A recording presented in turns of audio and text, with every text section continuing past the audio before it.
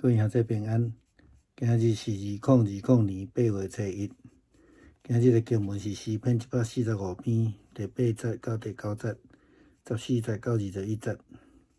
以赛亚书第44章第1节到第5节。马太福音第7章第7节到11节。今日要甲大家分享的主题是祈求。圣经讲，恁若祈求，就互恁找，就互恁找着；拍门，就甲恁开门。因为囝仔所祈求的，就得着；找，就找着；敲门的，就甲伊开门。这是耶稣伫论到诫命3项部分了后，进一步讲到的应允。知影真侪即个成功神学的追求者是教导者，时常爱引用即种的圣经来讲着祈祷。因总是讲毋敢求，因为圣经讲你要找着，一定找着。佮引用圣经耶稣基督的话讲，恁中间有甚物人囝有要求饼，就互伊石头呢？求要讨鱼，互伊蛇呢？恁虽然无好，还阁知影摕好物件互儿女，何况天顶的上帝，敢无甲迄个好的物件来互求伊的人吗？当然，上帝佫较袂互咱石头，也袂互咱蛇来当做鱼。但是咱敢求的话，就上帝会互咱。成功神学的论点还佫讲，你若得袂着，就表示你毋敢求，或者是你无求，甚至有人讲，安尼就是你无信心。圣经的教导真正是安尼吗？伫以赛亚书44章的经文所讲，咱是上帝所疼的人，伊必定成就伊的应允，互追求伊的人，这是无毋对的。但是咱毋通袂记一，亲像诗篇23篇的经文甲咱讲的，伊互我的灵魂精英，为着伊的名，因带我行义的路，为着伊的名。佮好像亲像主祷文的祈祷讲，愿你的名圣，你的旨意得正，伫地呢亲像伫天里。上帝爱要为咱成就的，并毋是照咱所求的，也毋是照咱的义，佮较毋是要满足咱的名。保罗伫以弗所书第3章20节的时阵所在，伊安尼讲上帝会行做盘过一切咱一切所求所想的，就是照伊所运行伫咱的权能。咱所要得到的是照上帝的旨意所赏赐互咱的，并且是充充足足超过咱所求所想。上帝所赏赐互咱丰富的恩典，并毋是照咱所听到成功神学的人所讲，只要你敢求，无论求啥物，上帝就敢互你。其实问题毋是上帝敢互你，无是问题是你所求的有符合上帝的义，甲上帝的名无。如果咱甲上帝有好的关系，有亲密的关系，亲像今日的经文马太福音第7章所讲的，耶稣基督的教示，何况伫天里的爸即种的关系敢无用较好的物互求伊的人吗？佮再转来以弗所书第3章20节所讲的是超过一切所求所想的。现在咱要佮进一步来思考，要安怎甲上帝来保持一个亲密好的关系？要安怎了解上帝的心意？这个代表大囝的犹太教徒虽然是选民，但是天父佮逐工甲天父种老爸生活斗阵，因却无明白上帝的心意，这个老爸的心意。保罗伫腓立比书第2章第5节讲着，用基督的心做心。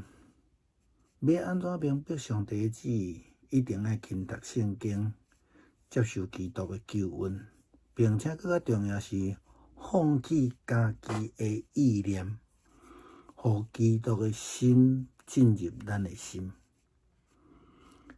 这几天咱一定有得到消息，李前总统丁伟先生拄安息。伫伊的一生中间，互人上感佩的，就是伊伫迄个威权的体制、极权的体制内底接任总统的职务，以及伊接任这个长期以来这个执政的国民党的主席的位置。若是伊会当照往例来处理，那安尼伊一定会当做总统做到2020年。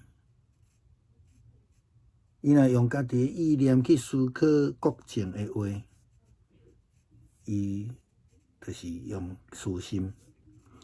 但是身为基督徒的伊，却真努力认真去思考上帝爱互伊担任台湾的总统，迄个呼召是啥物货？安尼思考的下面，伊开始祈求上帝互伊智慧能力。伫接任无偌久，伊无法度完全来掌握党政军所有实力，伊却有安尼智慧，上帝所赏赐的智慧，来一个一个去排解。伫周围中间，逐个目金金想要来占，并且为着台湾立到这个民主的典范。会通确定的是，李总统所追求的是上帝予伊伫台湾这个心志，毋是伊的私意。伊伫晚年一再咧强调，我无搁再是我。这种的信仰超越伊家己的人生的追求。伊所追求、所得到的是上帝予伊的人生甲呼召。这是咱伫伊的身上所会当学习的。弟兄姊妹平安，今天是2020年8月1号。今天的经文是诗篇145篇8到9节，14到21节，以赛亚书第44章第1节到第5节，马太福音第7章7到11节。我们今天要分享的主题是寻求。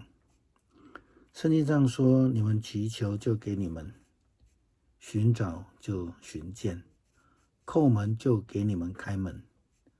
因为凡祈求的就得着，寻找的就寻见，叩门的就给他开门。这是耶稣基督在论道诫命，在山上宝训之后进一步提到的应许。我们知道成功神学的追求者或是教导者，他们很喜欢引用类似这样的经文，然后谈到祷告。他们总是说不要不敢求，因为圣经上这么说，寻求就必寻见。又说耶稣基督讲的，你们中间有谁儿子求饼就给他石头呢？求鱼反给他蛇呢？你们虽然不好，尚且知道拿好东西给儿女，何况在天上的父，岂不把更好的东西给求他的人吗？当然，上帝是不会给我们石头当饼，也不会给我们蛇当鱼。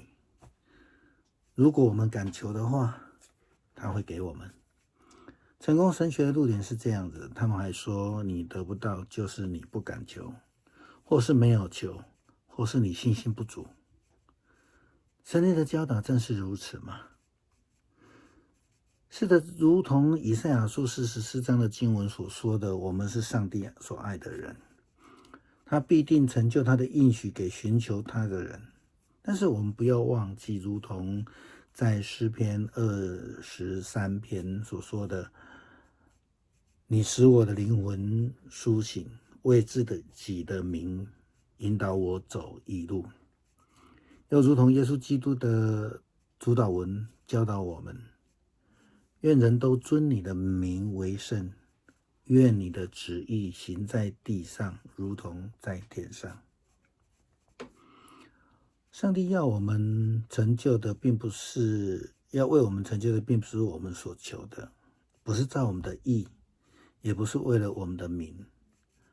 保罗在以弗所书3章20节的地方这样写道：神能照着运行在我们心里的大力，充充足足的成就一切，超过我们所求所想的。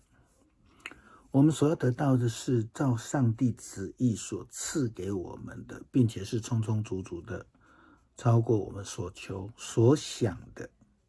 上帝所赐给我们丰富的恩典，绝非是如同成功神学的教导者所说的，只要你敢求，无论你求什么，上帝就敢给。其实我们回到问题的症结，不是上帝敢不敢给，而是我们所寻求的是否合乎上帝的意、上帝的名。如果我们跟上帝有好的关系，有亲密的关系，如同今天的经文马太福音第7章耶稣基督所说的，你们在天上的父岂不更要把好东西赐给祈求他的人吗？也正如以弗所书第3章20节我们刚刚提到的，他所赐给我们是超过一切所求所想的。现在我们必须要来进一步思考的是，如何跟上帝保持亲密的关系，如何了解上帝的心意。那些代表长子的犹太教徒虽然是选民，而且他们天天跟父亲，就是上帝，生活在一起。其实他们不明白这个父亲上帝的心意。保罗在腓立比书第2章第5节说：当以基督的心为心。如何明白上帝的心意，一定必须要勤读圣经，接受基督的救恩，并且更重要的是放弃自己的意念，以基督的心意，让基督的心意能够进入我们的心。这几天的很多的消息，我们都知道李前总统登辉先生刚刚安息。在他的一生当中，最令人敬佩的是他在这个威权体制之下接任了总统的位置，以及长期执政的国民党主席的位置。如果他按照往例的话，他的总统保位应该可以做到2020年。他若是以自己的意念去思考台湾的国政的话，他一定可以这样做。但是身为基督徒的他，却试图很认真的去思考，上帝让他接任台湾的总统之呼召是什么。在这样的思考之下，他祈求上帝给他智慧跟能力。特别是刚接任的时候，他完全没有党政军实力的，他却能有这样的智慧，一一摆脱周围围剿的势力，并为台湾立下一个民主的典范。可以确定的是，李总统所寻求的是上帝给台湾的心意，而不是他的私意。他晚年一再强调一句话，他说：我不再是我的我，我不是我的我。这样的信仰一再的超越他自己的人生，他追求，他寻求上帝给他的人生。也因为这样子，他能够在台湾的整个民主的历程当中来祈求上帝，寻求上帝的旨意，并且完成这样的他的责任。